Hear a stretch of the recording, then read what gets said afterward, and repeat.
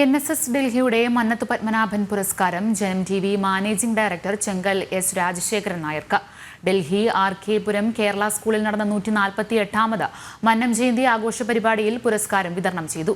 ഒരു സമുദായത്തിന്റെ മാത്രമല്ല മുഴുവൻ സമൂഹത്തിന്റെയും ഉന്നമനം ലക്ഷ്യം വച്ചായിരുന്നു മന്നത്തിന്റെ പ്രവർത്തനങ്ങളെന്ന് പരിപാടി ഉദ്ഘാടനം ചെയ്ത ചെങ്കൽ S. രാജശേഖരൻ നായർ പറഞ്ഞു.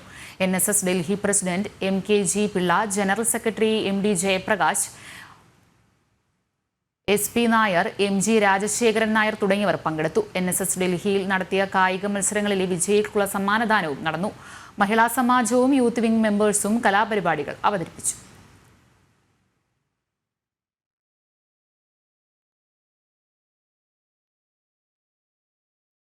ആചാര്യൻ ജീവിച്ചത് നമുക്ക് സമുദായത്തിന് മാത്രം വേണ്ടിയിട്ടല്ല, എല്ലാവർക്കും വേണ്ടി. നമ്മൾ അദ്ദേഹത്തിൽ നിന്നുള്ള